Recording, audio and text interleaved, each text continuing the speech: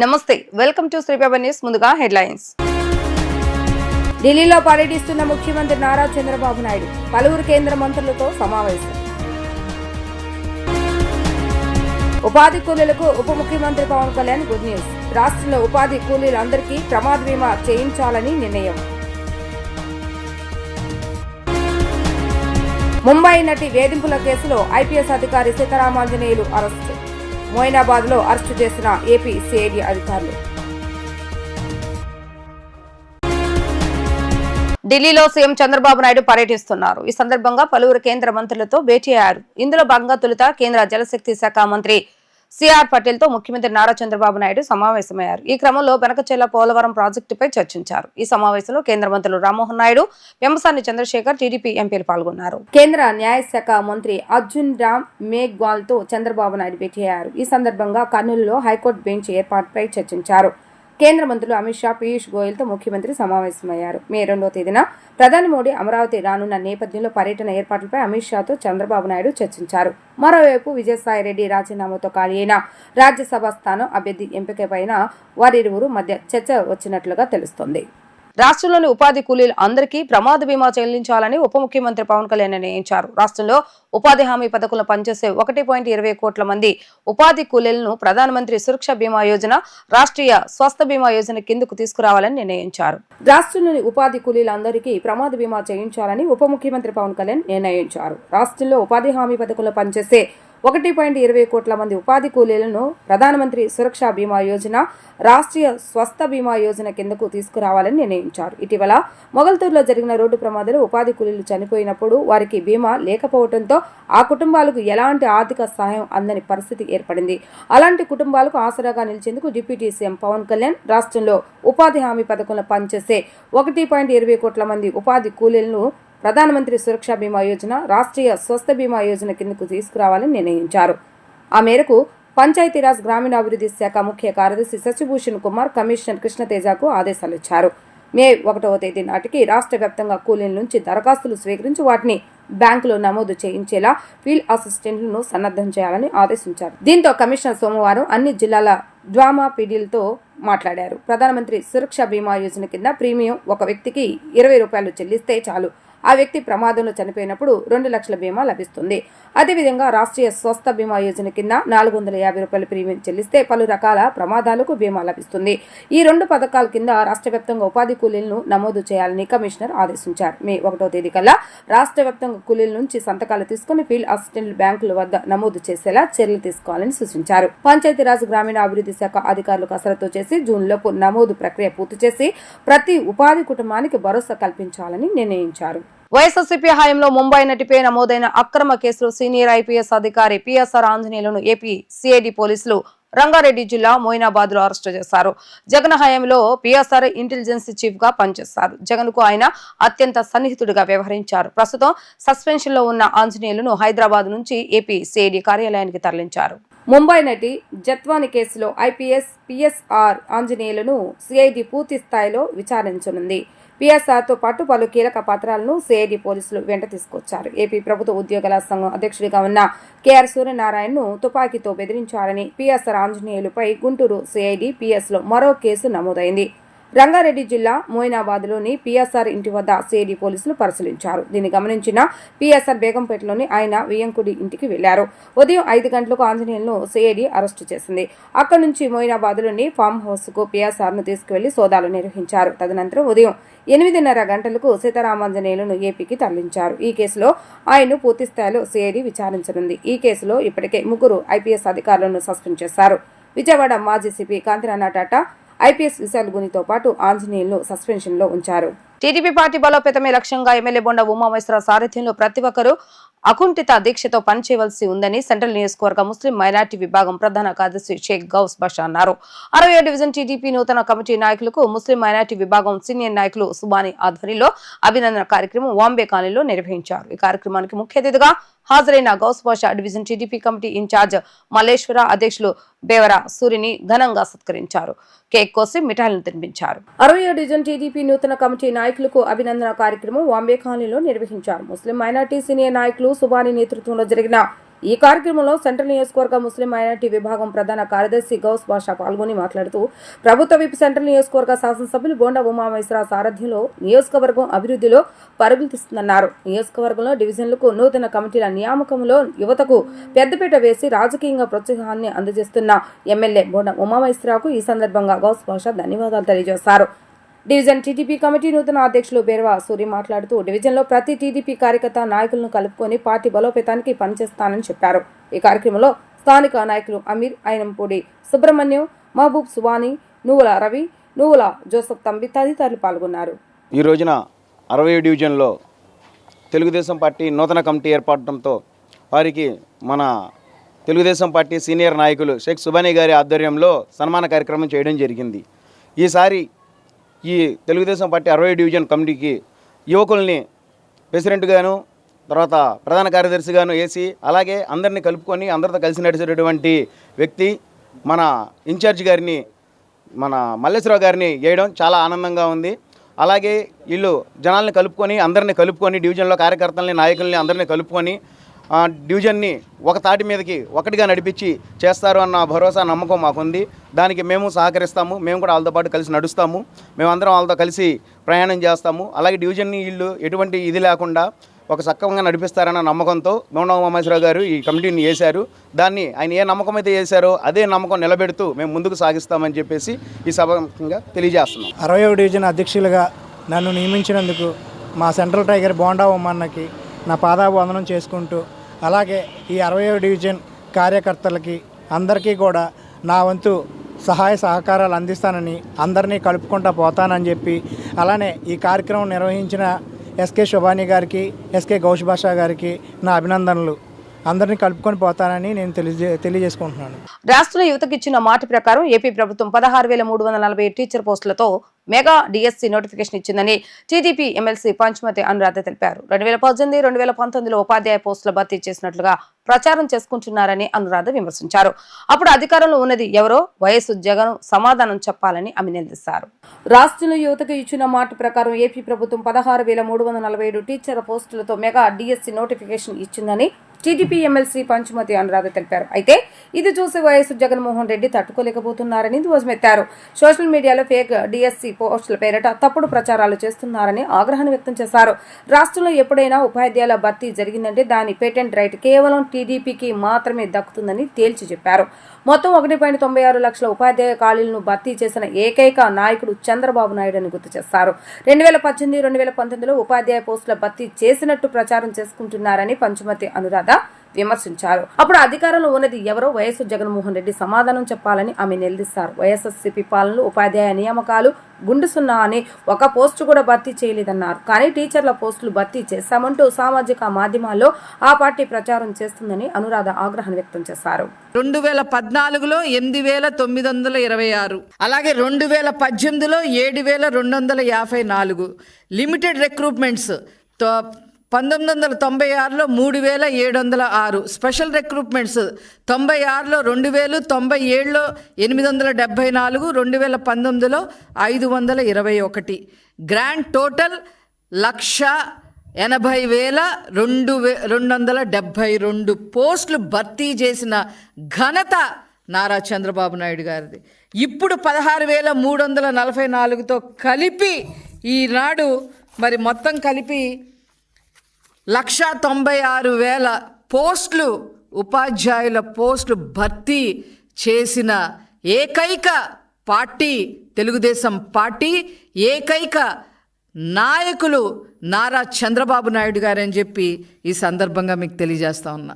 మేమేదో ఉపాధ్యాయులు భర్తీ చేశామని చెప్పి సోషల్ మీడియాలో ఇలా రాసుకుంటా ఉన్నారు. ఇది ఎంత ఫేక్ అంటే చెప్పటానికి మాటలు కూడా లేవు. 2018 డిఎస్సి, 2018లో ముఖ్యమంత్రిగా ఉన్నది ఎవరు? నారా చంద్రబాబు నాయుడు గారు. 6,954 ఉద్యోగాలు ఇవి నారా చంద్రబాబు నాయుడు గారు భర్తీ చేసి, వీళ్ళకి నోటిఫికేషన్ చంద్రబాబు నాయుడు గారు ఇచ్చి, వీళ్ళకి పరీక్ష పెట్టి, వీళ్ళ ఉద్యోగాలు భర్తీ చేసి ఆ తర్వాత 2019లో దిగిపోవటం జరిగింది. ఇది అసలు ఏ రకంగా జగన్మోహన్ రెడ్డి అతని ఖాతాలోకి వేసుకుంటారో మరి మాకైతే అర్థం కావట్లా. తర్వాత 2019 తర్వాత 2019 ఎన్నికల ముందు ఏం చెప్పారు జగన్మోహన్ రెడ్డి గారు? 23,000 పోస్టులు భర్తీ చేయాలి, నేను తప్పకుండా చేస్తాను, నన్ను గెలిపించండి అని చెప్పారు జగన్మోహన్ రెడ్డి గారు. గెలిచిన తర్వాత అన్నారు 23,000 పోస్టులు కాదు 18,000 పోస్టులే, మీరు 18,000 పోస్టులు నేను భర్తీ చేస్తాలే అని చెప్పి అసెంబ్లీలో చెప్పడం జరిగింది. ఈయన ఇలా చెబితే బొత్స సత్యనారాయణ గారు 18,000 ఏం లేవు, కేవలం 8,366 పోస్టులు మాత్రమే భర్తీ చేయాలి అని చెప్పి బొత్స సత్యనారాయణ గారు అసెంబ్లీలో క్లారిటీ ఇచ్చారు. 2024 ఎన్నికలు వీళ్ళు క్లారిటీలు ఇచ్చారు కానీ ఎక్కడ నోటిఫికేషన్ అయితే ఇవ్వాల. 2024లో ఇంకా ఒక 3 నెలల్లో ఎలక్షన్స్ జరుగుతాయనే టైంలో ఒక 6,100కి నోటిఫికేషన్ ఇచ్చారు. కానీ ఎంత భర్తీ చేశారు? గుండు 0. కానీ వాళ్ళు ఏం చెప్పుకుంటారు? 2024 డిఎస్సికి 6,100 ఇచ్చామని చెప్పి చెప్పుకుంటా ఉన్నారు. ఇంతకన్నా దారుణం ఎక్కడన్నా ఉంటుందా అసలు?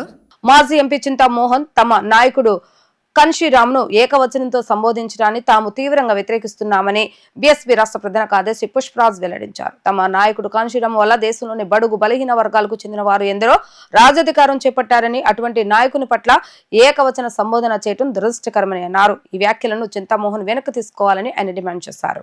గాంధీనగర్లోని బీఎస్పీ కార్యాలయంలో ఏర్పాటు చేసిన మీడియా సమావేశంలో పుష్పరాజ్ మాట్లాడుతూ దేశంలోని కాన్షీరామ్ ఉన్నతమైన విలువలు కలిగిన రాజకీయ నాయకులని, అలాంటి కాన్షీరామ్ను చింతామోహన్ ఏకవచనంతో సంబోధించడం, ఆ మాటలను వెనక్కి తీసుకోవాలని ఆయన డిమాండ్ చేశారు. కాన్షీరామ్ వల్ల అనేక మంది బీసీ, ఎస్సీ, ఎస్టీ మైనార్టీకి చెందిన వ్యక్తులు రాజ్యాధికారాన్ని పొందారని, అలాంటి మహనీయ వ్యక్తిపై అనుచిత సంబోధన చేయడం తీవ్రంగా వ్యతిరేకిస్తున్నామని అన్నారు. పార్లమెంట్ సభ్యుడిగా పనిచేసిన చింతామోహన్ బాధ్యత కలిగిన వ్యక్తిగా ఉండి ఇటువంటి అనుచిత భాషను చేయడం తీవ్రంగా వ్యతిరేకిస్తున్నామని అన్నారు. ఈ సమావేశంలో రాష్ట్ర కార్యదర్శి గంగవరపు దేవసహాయం, బీఎస్పీ కృష్ణా జిల్లా అధ్యక్షులు గుంటూరు నాగేశ్వరరావు, ఎన్టీఆర్ జిల్లా అధ్యక్షులు కోటేశ్వరరావు, నందిగాం రామ్మోహన్ రావు తదితరులు పాల్గొన్నారు. ఇటీవల మాజీ ఎంపీ శ్రీ చింతామోహన్ గారు ఒక ప్రెస్ మీట్లో విజయవాడలో మాట్లాడుతూ మాన్య శ్రీ కాన్షీరామ్ గారిని ఆయన సంబోధించిన తీరు అవమానకరమైన రీతిలో ఉండటాన్ని తీవ్రంగా గర్హిస్తూ ఖండిస్తూ ఈ ప్రెస్ మీట్ నిర్వహించడం జరుగుతుంది. ఎందుకంటే ఒక బాధ్యత గల పార్లమెంటు సభ్యుడిగా పనిచేసినటువంటి శ్రీ చింతామోహన్ గారు ఒక జాతీయ నాయకుడిని, అలాగే ఒక మహానాయకుడిని సంబోధించేటప్పుడు ఎలా సంబోధించాలో తెలియదా? అన్పార్లమెంటరీ లాంగ్వేజ్లో ఆయన్ని సంబోధించడాన్ని మేము తీవ్రంగా వ్యతిరేకిస్తున్నాం, ఖండిస్తూ ఉన్నాం. ఆయన ఒక సందర్భాన్ని పురస్కరించుకొని మరి చెప్తా సందర్భం కూడా డాక్టర్ బాబాసాహెబ్ అంబేద్కర్ విగ్రహాలు ఇంతకుముందు 10 అడుగులు 20 అడుగులు ఉండేవి, అవి ఈరోజు 125 అడుగుల స్థాయికి వెళ్ళడం అనేది దాని వెనక ఎవరున్నారు అని చెప్పే సందర్భాన్ని పురస్కరించుకొని వాడు కాన్షీరామ్ అంటే కాన్షీరామ్ గారిని వాడు అనేటువంటి పదంతో సంబోధించడం బహుజన శ్రేణుల్లో తీవ్రమైనటువంటి బాధనే కాకుండా తీవ్రమైనటువంటి ఆగ్రహాన్ని కలగజేసింది. మరి అటువంటి మహా వ్యక్తిని ఇంకో విషయం చెప్పాలంటే మాన్య శ్రీ కాన్షీరామ్ గారంటే వార్డు మెంబర్ కూడా కాలేనటువంటి ఎస్సీ, ఎస్టీ, బీసీ మైనారిటీలని ఎమ్మెల్యేలుగా, ఎంపీలుగా, మంత్రులుగా, ముఖ్యమంత్రులుగా చేసినటువంటి ఘనత మాన్య శ్రీ కాన్షీరామ్ గారి. ఒక సాధారణ మహిళ, ఒక సాధారణ షెడ్యూల్ కులాలకు చెందినటువంటి మహిళ బెహన్ కుమారి మాయావతి గారిని ఉత్తరప్రదేశ్ రాష్ట్రానికి, భారతదేశంలోనే అతిపెద్ద రాష్ట్రమైనటువంటి ఉత్తరప్రదేశ్ రాష్ట్రానికి 4 సార్లు ముఖ్యమంత్రి చేసిన ఘనత కూడా మాన్య శ్రీ కాన్షీరామ్ గారికే దక్కుతుంది. ఎందుకంటే డాక్టర్ బాబాసాహెబ్ అంబేద్కర్ గారి మరణం తర్వాత ఫూలే అంబేద్కర్ ఉద్యమాన్ని జాతీయ స్థాయిలో నిర్మించి ఈ ఎస్సీ, ఎస్టీ, బీసీ మైనారిటీలకి ఒక జాతీయ పార్టీ అయినటువంటి బహుజన్ సమాజ్ పార్టీని అందించి మరి ఎందరినో రాజకీయ నాయకులుగా తీర్చిదిద్దినటువంటి ఘనత మాన్య శ్రీ కాన్షీరామ్ గారు. ఏ ఇతర పార్టీల్లో చెంచాలుగా అనేక మంది పనిచేస్తున్నటువంటి కాలంలో కూడా వాళ్ళ సొంత కాళ్ళ మీద ఎమ్మెల్యేలుగా, ఎంపీలుగా, మంత్రులుగా గెలిచేటువంటి అవకాశాలని మాన్యశ్రీ కాంశీరామ్ గారు దేశవ్యాప్తంగా ఉన్నటువంటి ఎస్సీ, ఎస్టీ, బీసీ మైనార్టీలకు కల్పించడం జరిగింది. అంతేకాకుండా ఇదే చింతామోహన్ గారి విషయంలో మాన్యశ్రీ కాంశీరామ్ గారు ఎంతటి ఔదార్యాన్ని ప్రదర్శించారో మీకు ఒకసారి గుర్తు చేయాలి. మాన్యశ్రీ కాంశీరామ్ గారు ఆంధ్రప్రదేశ్ ఎప్పుడు వచ్చినా శ్రీ చింతామోహన్ గారి పట్ల అత్యంతమైనటువంటి ప్రేమను చూపించేవాళ్ళు. అవ్యాజమైనటువంటి ప్రేమ శ్రీ చింతామోహన్ గారి పట్ల ఆయనకుంది. ఒక సందర్భంలో అంగన్వాడీల గ్రాడ్యుటీ పెంపును టీడీపీ అంగన్వాడీ సంఘాల నాయకురాలు ఆచంట సునీత హర్షం వ్యక్తం చేశారు. సంక్షేమానికి కట్టుబడి ఉన్న కూటమి ప్రభుత్వం జీతాల పెంపు వంటి చర్యలతో అంగన్వాడీలను ఆదుకుంటుందని ఆమె తెలిపారు. ప్రభుత్వానికి ఆర్థిక ఇబ్బందులు ఉన్నా ఇచ్చిన మాట ప్రకారం గ్రాడ్యుటీని కూటమి ప్రభుత్వం పెంచిందని ఆమె తెలిపారు. అంగన్వాడీలకు గ్రాట్యుటీ పెంపుపై టీడీపీ అంగన్వాడీ డ్వాక్రా సాధికార కమిటీ రాష్ట్ర అధ్యక్షురాలు ఆచంట సునీత హర్షం వ్యక్తం చేశారు. అంగన్వాడీలు చంద్రన్న మానస పుత్రికలని ఆమె పేర్కొన్నారు. టీడీపీ కేంద్ర కార్యాలయంలో సునీత విలేకరుల సమావేశంలో మాట్లాడారు. అంగన్వాడీల సంక్షేమం, అంగన్వాడీ కేంద్రాల అభివృద్ధికి కూటమి ప్రభుత్వం కట్టుబడి ఉంది. వైసీపీ పాలనలో అంగన్వాడీలకు రోడ్డెక్కి ఆందోళన చేసే పరిస్థితి కల్పించబోమని అన్నారు. కర్ణాటక, గుజరాత్ తర్వాత వారికి గ్రాట్యుటీ అమలు చేసిన మూడో రాష్ట్రంగా ఏపీ ఉందన్నారు. అంగన్వాడీలకు 4,200 ఉన్న జీతాన్ని 10,500 రూపాయలు చేసిన ఘనత చంద్రబాబు నాయుడుదని చెప్పుకొచ్చారు. రాష్ట్ర ప్రభుత్వానికి ఆర్థిక ఇబ్బందులు ఉన్నా ఇచ్చిన మాట మేరకు గ్రాట్యుటీని కూటమి ప్రభుత్వం పెంచిందని సునీత తెలిపారు. చంద్రబాబు నాయుడు గారు ముఖ్యమంత్రిగా 2014-19 కాలంలో అంగన్వాడీ సెంటర్స్ అంటే మనోవికాస కేంద్రాలుగా చక్కగా పిల్లలు అలాగే గర్భిణీలు ప్రతి ఒక్కరూ కూడా మంచి నాణ్యమైన ఫుడ్ గర్భిణీలకు పెట్టడం కానివ్వండి, పిల్లలకి మంచి పౌష్టికాహారాన్ని అందించే దానిలో మంచి మౌలిక సదుపాయాలు ఇచ్చే దానిలో ముందుండేవి. గత ప్రభుత్వంలో జగన్ రెడ్డి పరిపాలించిన 5 సంవత్సరాలలో సమస్యల వలయంలో కొట్టుమిట్టాడి అంగన్వాడీల అభివృద్ధి కానీ అక్కడ ఉన్నటువంటి పిల్లల్ని పట్టించుకునేటువంటి ప్రభుత్వం ఆ రోజు జగన్మోహన్ రెడ్డి ప్రభుత్వం పట్టించుకున్నటువంటి పరిస్థితిలో లేదు. ఈరోజు చంద్రబాబు నాయుడు గారు అధికారంలోకి వచ్చి 9 నెలల కాలంలోనే ఏవైతే వారికి హామీలు ఇచ్చారో వారికి గ్రాడ్యుటీ అమలు చేస్తానంటాం కానివ్వండి, అలాగే వాళ్ళకి కొన్ని యాప్ల ద్వారా పని భారం ఏర్పడితే అవన్నీ కూడా సరిచేయటం కానివ్వండి, వేసవ సెలవులు కానివ్వండి, అలా ఏవైతే వారి యొక్క సమస్యలు సీఎం గారి దృష్టికి అలాగే గౌరవ women and child welfare minister Sandhyarani గారి దృష్టికి తీసుకొచ్చిన మరుక్షణం మా మంత్రి గారు కానివ్వండి అలాగే మా సీఎం గారు కానివ్వండి అంగన్వాడీ సమస్యలను వెంటనే తీర్చినటువంటి ఘనత కూటమి ప్రభుత్వాన్ని. ఏదైతే చంద్రబాబు నాయుడు గారు పెంచినటువంటి జీతాలు 2014-19లో 4,200 ఉన్నటువంటి జీతాన్ని 10,500 వరకు తీసుకొచ్చినటువంటి ఘనత ఆనాటి సీఎం చంద్రబాబు నాయుడు గారిది. ప్రస్తుతం ఈరోజు వారి సమస్యలు పట్టించుకునేది కూడా ఈరోజు గౌరవ మా సీఎం చంద్రబాబు నాయుడు గారిది మాత్రమే. వారు మాటలకే పరిమితం అవుతారు. ఏదైతే కర్ణాటక, గుజరాత్ తర్వాత మూడో రాష్ట్రంగా గ్రాడ్యుటీని అమలు చేసినటువంటి పరిస్థితి ఆంధ్రప్రదేశ్లో చూసాం మనం. రాష్ట్రం ఎన్నో ఇబ్బందుల్లో ఉన్నా, ఎన్నో ఆర్థిక ఇబ్బందులు ఉన్నా 1 by 1 ప్రతి ఒక్క హామీని అమలు చేయాలి, అంగన్వాడీ అక్క చెల్లెమ్మల్ని ఆదుకోవాలని చెప్పి ఈ ప్రభుత్వం అంగన్వాడీ అక్క చెల్లెమ్మలు మరీ ముఖ్యంగా చంద్రబాబు నాయుడు గారు తన ఒక మానసిక పుత్రికలుగా చూసుకున్నటువంటి పరిస్థితి. వైఎస్ఆర్సీపీ ప్రభుత్వంలో జరిగిన మద్యం కుంభకోణంలో తన పాత్ర విజిల్ బ్లోయర్ లాంటిదని మాజీ ఎంపీ విజయసాయిరెడ్డి అన్నారు.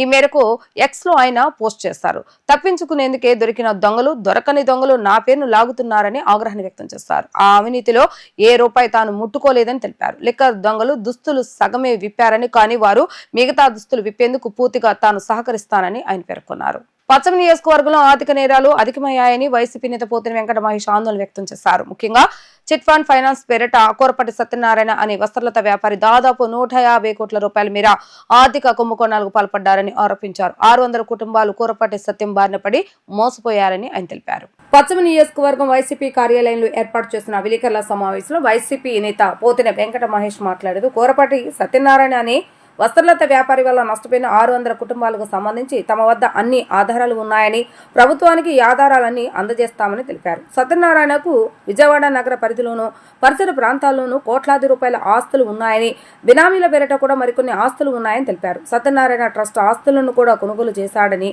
మహేష్ వివరించారు. సత్యనారాయణకు కొందరు రాజకీయ నాయకుల సహకారం ఉందని, వారి సహాయంతో బాధితులను బెదిరిస్తూ బ్లాక్మెయిలింగ్ చేస్తున్నారని వివరించారు. ప్రభుత్వం తక్షణమే స్పందించి కోరపాటి సత్యనారాయణ మోసాలపై దర్యాప్తు చేసి బాధితులకు న్యాయం చేయాలని కోరారు. బ్లాక్మెయిలింగ్ చేస్తూ డబ్బులు చెల్లించకుండా నానా ఇబ్బందులు పెడుతూ ఇతను మాత్రం కరోనా లాంటి విపత్కర సమయంలో కూడా 15-20 కోట్ల రూపాయల డబ్బులతో పీవీపీ మాల్స్ అందులో కమర్షియల్ కాంప్లెక్స్ కొన్నమాట నిజం. ఇంతవరకు రిజిస్టర్ కాలేదు కాబట్టి పీవీపీ మాల్స్ అందులో కొత్తగా కమర్షియల్ కాంప్లెక్స్ నిర్మాణం చేస్తూ ఉన్నారు. అక్కడ 15-20 కోట్ల రూపాయలతో కమర్షియల్ కాంప్లెక్స్ కొన్నారు. కరోనా లాంటి టైంలో మనకు తెలుసు కదా, 1000 రూపాయలు కూడా చాలా ఇబ్బంది పడ్డాం. కానీ ఇతను మాత్రం 15-20 కోట్ల రూపాయలతో కమర్షియల్ కాంప్లెక్స్ కొనుగోలు చేశాడు. మరి ఇతని పేరు మీద పెద్ద ఎత్తున ఆస్తులు ఉన్నాయి. పడమట దుర్గామాల్ దగ్గర సుమారు 10-15 కోట్ల రూపాయలు విలువ చేసేటువంటి బిల్డింగ్స్ ఉన్నాయి. మూలపాడు రోడ్డు మీద 20-25 కోట్ల రూపాయలు విలువ చేసే భూములు ఉన్నాయి. ఇవి కాకుండా కాంప్లెక్స్లు, రెసిడెన్షియల్ బిల్డింగులు, గోల్డ్, ఇతర ప్రాంతాల్లో భూములు ఉన్నాయి. కానీ ఇతను మాత్రం ఆస్తులు ఇతని పేరు మీద, ఇతని కుమారుడు రాజా పేరు మీద పెద్ద ఎత్తున కొనుగోలు చేసుకొని డిపాజిట్దారులకి, చీటీదారులకు మాత్రం డబ్బులు ఇవ్వట్ల. మేము రాష్ట్ర ప్రభుత్వాన్ని ఒకటే డిమాండ్ చేస్తూ ఉన్నాం. గతంలో మనం ఆగ్రి గోల్డ్ చూసాం, సంకల్ప సిద్ధి లాంటి సంస్థలను చూసాం. అట్లాంటి బోర్డు తిప్పేసినటువంటి సంస్థల జాబితాలో ఇతను కూడా చేరిపోతాడు. కాబట్టి ఇతని ఆస్తుల మొత్తాన్ని కూడా రాష్ట్ర ప్రభుత్వం జప్తు చేయాలి. 2021 నుంచి ఇతని ఆస్తుల కొనుగోలు, తాకట్టు, అమ్మకాలు అన్నిటి మీద కూడా ప్రభుత్వం దర్యాప్తు చేయాలి. 600 కుటుంబాలకి న్యాయం చేయాలని రాష్ట్ర ప్రభుత్వాన్ని మేమైతే కోరుతా ఉన్నాం. అందుకు సంబంధించిన సమాచారం మొత్తాన్ని కూడా మేము ఎవిడెన్స్తో మేము రాష్ట్ర ప్రభుత్వానికి అందజేస్తాం. ఇవన్నీ 100 డాక్యుమెంట్స్ పైనే ప్రింట్ ఇచ్చాం. ఇతనికి డబ్బులు ఇచ్చి మోసపోయినటువంటి ఒక వ్యక్తి మాకు అన్ని రకాలుగా సహకరించబట్టి, అతను కూడా కొంత ఆర్థికంగా ఖర్చు పెట్టుకోబట్టి ఇన్ని డాక్యుమెంట్స్ ఇంత వర్కౌట్ చేయగలిగాం. ఇవన్నీ తీసుకొచ్చాం. ఈ ఎవిడెన్స్ మొత్తం కూడా అధికారులకి, ప్రభుత్వానికి అందజేస్తాం. మేము రాష్ట్ర ప్రభుత్వం ఒకటే డిమాండ్ చేస్తున్నాం. కోరపాటి సత్యం, అతని కుమారుడు రాజా, అలాగే అతని కుటుంబ సభ్యులు, అతని బంధువుల పేర్ల మీద ఉన్న ఆస్తుల మొత్తాన్ని కూడా జప్తు చేయాలి, విచారణ చేయాలి. 600 కుటుంబాలకే న్యాయం చెయ్యాలని రాష్ట్ర ప్రభుత్వాన్ని మేమైతే కోరుతాం. వార్తలు ముగించే ముందు హెడ్లైన్స్ మరొకసారి. ఢిల్లీలో పర్యటిస్తున్న ముఖ్యమంత్రి నారా చంద్రబాబు నాయుడు పలువురు కేంద్ర మంత్రులతో సమావేశం. ఉపాధి కూలీలకు ఉప ముఖ్యమంత్రి పవన్ కళ్యాణ్ గుడ్ న్యూస్. రాష్ట్రంలో ఉపాధి కూలీలందరికీ ప్రమాద బీమా చేయించాలని నిర్ణయం. ముంబై నటి వేధింపుల కేసులో ఐపీఎస్ అధికారి సీతారామాంజనేయులు అరెస్టు. మోయినాబాద్ లో అరెస్టు చేసిన ఏపీ సిఐడి అధికారులు. ఇవి రోజు వార్తా విశేషాలు. మరలా తిరిగి ప్రసారం వార్తలు మళ్ళీ కలుద్దాం. అందరికీ సెలవు. నమస్కారం.